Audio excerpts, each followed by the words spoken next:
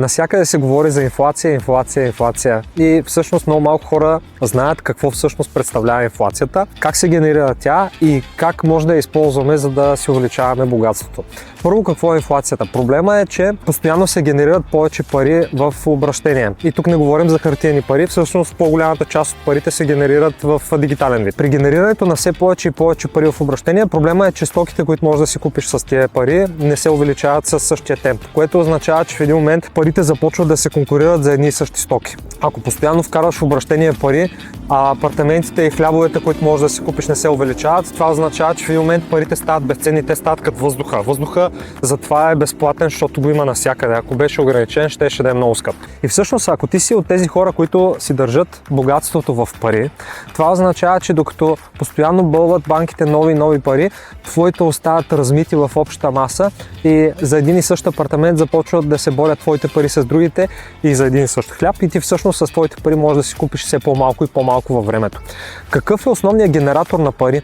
Основният генератор на пари са банките, но не само централните банки, когато емитират облигации срещу дълг, ами всъщност всички частни банки също са генератор на пари. Не знам дали знаете, но банката, когато ви дава кредит, тя не ви дава толкова кредит, колкото депозит има вече внесен в нея.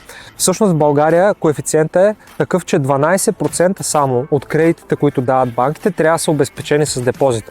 Тоест, ако Йоан вкара 12 лева като депозит в банката, това означава, че банката може да даде за 100 лева кредит. Тоест, тя останалите до 100 лева буквално ги произвежда.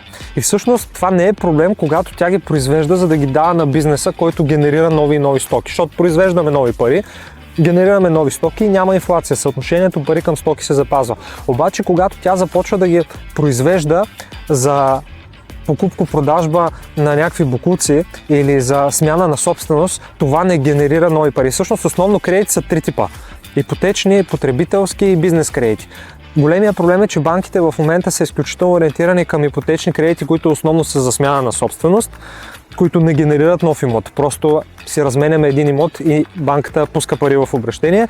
За потребителски кредити, където си купуваме някакви бокуци, но пак е смяна на собственост, не е генериране нов продукт, и най-малко за бизнес кредити, което всъщност генерира инфлацията. Тоест, ако банката използва същия този инструмент, за да стимулира бизнеса, това би развило икономиката, но банките търсят сигурност или нисък риск, което всъщност изолира бизнес кредитите и генерират огромен обем инфлация. Всъщност всеки, когато отиде да си вземе кредит, той увеличава инфлацията в страната.